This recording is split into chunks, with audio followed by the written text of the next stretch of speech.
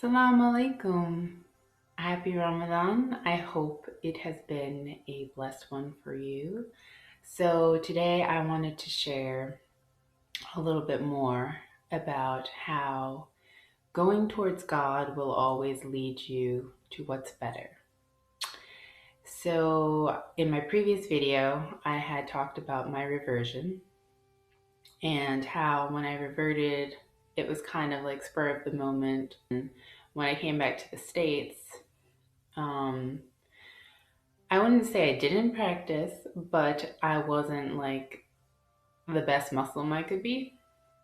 And so a couple years later, I knew that that was the case, and I was looking for a way to reconnect with God and Islam. So I decided to teach ESL in another country far away where I didn't know the language because I find sometimes you need to unplug and change everything around you in order for you to be able to change. So it was maybe 3 or 4 months into teaching English as a second language in South Korea when Ramadan came around. And I decided this Ramadan I was going to do it like legit. I was going to pray the 5 prayers on time. I was going to read the whole Qur'an during the Ramadan, which is something that a lot of people do. They do a juz a day because there are 30 juz or sections of the Quran. So I began that journey.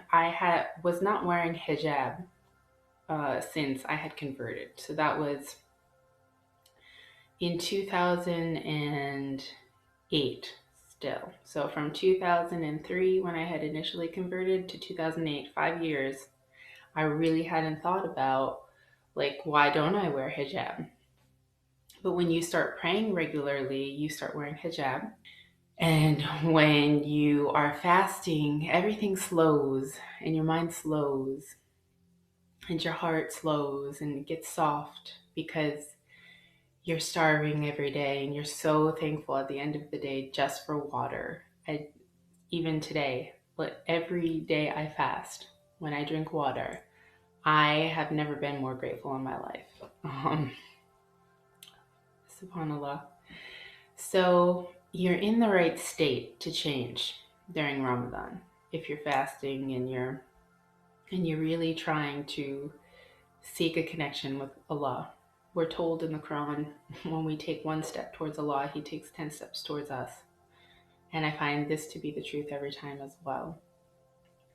So I was reading the Quran.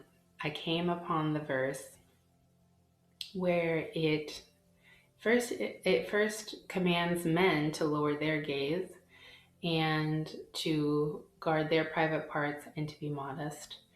And then it addresses the women. Now, I take everything in a historical context and a cultural context as well because I am a cultural anthropologist historian. What I understand is that not only were the women told to lower their gaze and to be modest, guard the private parts, but they were told because they used to wear scarves like this on their head in Arabia, and they used to tuck it behind their ears so that, they had the money shot showing, really. They were told to take that and cover their bosoms, okay? So the verse specifically says to cover your chest with the scarves that in 6th century Arabia, 7th century Arabia, that was the style. So the verse to me said I should be modest in my social interactions, which means, if it's not my brother or my husband or someone I really have business with being close to, then I shouldn't really get too close to the opposite sex. And I should be modest in my clothing. Now, I've never been like super racy with my clothing to begin with, but again, it's Ramadan, so I'm in the space, the mental space. My heart is soft. I'm in the space to really listen to what Allah has put in the Quran and what is stopping me. And ultimately, I couldn't find any good reason not to. Again, from a historical perspective, going all the way back to the Jews, women covered their hair to pray and to go about society unmolested. And in today's society, hijab can be actually very useful. And we see some non-Muslim women even today deciding to wear hijab for empowerment. And subhanAllah, it is so empowering in so many different ways to wear hijab. So I decide I'm gonna wear hijab, and that's it.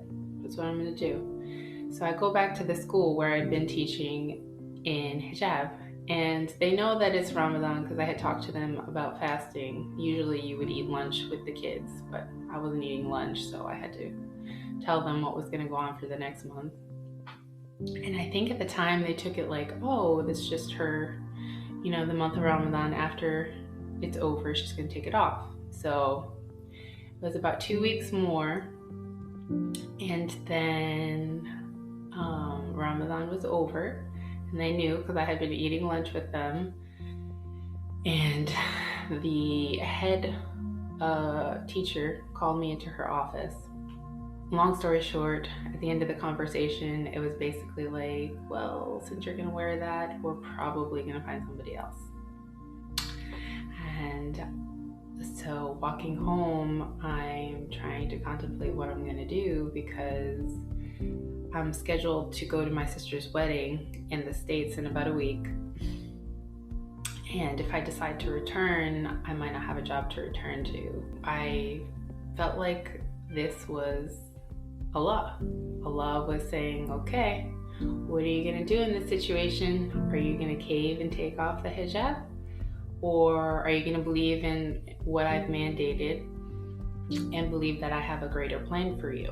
And I had read the story of Abraham just that night, and I said, okay, well, if my teaching career is my son, alhamdulillah, it's a very small price to pay to follow God.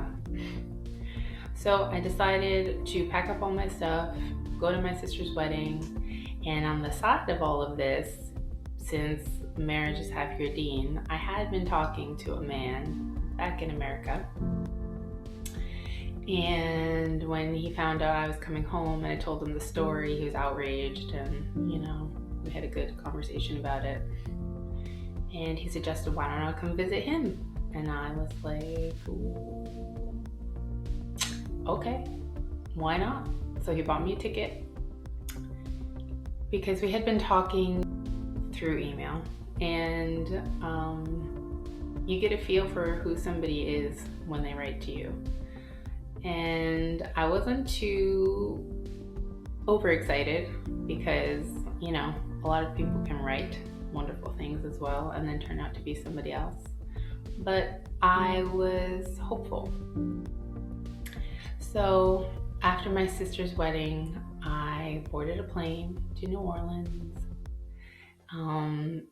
And just so you don't think I'm completely crazy, he also had the prospect of a teaching job for me in New Orleans. So I figured if it didn't work out, at least, I had a connection to another teaching job.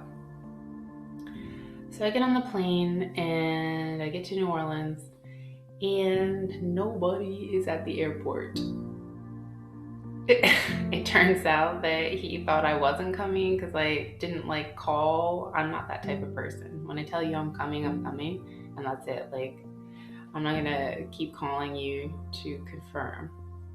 I do what I say I'm gonna do. So I hadn't called him before I boarded the plane, so he thought I wasn't coming still. Yeah, he had a lot of faith in people too. So he decides to call, and I believe that's Allah, about an hour before I'm supposed to land, and asked if I got on the plane, and they told him yes. And he said, because him and his brother were moving that day, and he was sweating, and the apartment wasn't ready, and it was a hot mess. And now that I know him, I think it's even more hilarious because I know exactly what went down.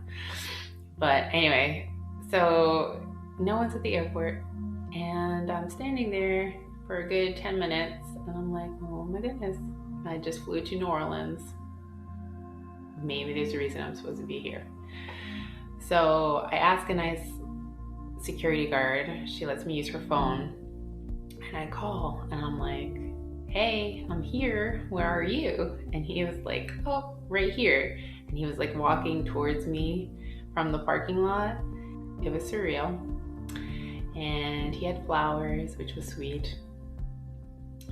And then we get in the car and he drives like a mad person. So I feared for my life right away. And then we get to his apartment and it's so sweet. They have like music and food, you know, typical Arab or Egyptian welcome, even though it was like midnight or something insane.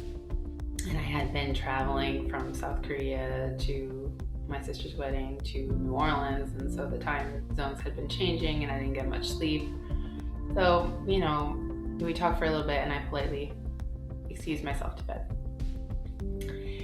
And then over the next few days, we just had some amazing conversations. And I remember one specific conversation along the Mississippi River where I just knew that this was who Allah had made for me. And subhanAllah, we got married the next day. So that's like 3 days of really knowing each other in person. And alhamdulillah, it has been the biggest blessing in my life. He is my rock. We have had the most wonderful marriage for the last 12 years, alhamdulillah, 4 children, the most beautiful adventures together. He's helped me grow, and I hope I've helped him grow.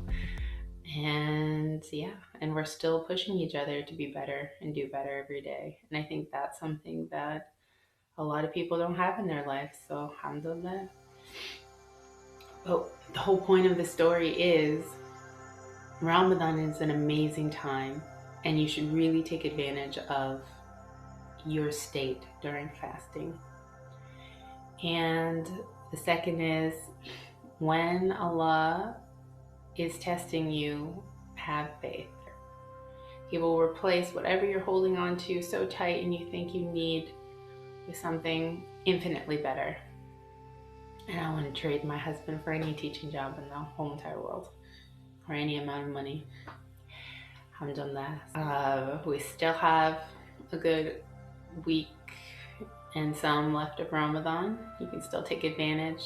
You can hunker down and engage with the Qur'an and listen to some Islamic lectures and really focus on your heart and your mind this Ramadan, which is the point.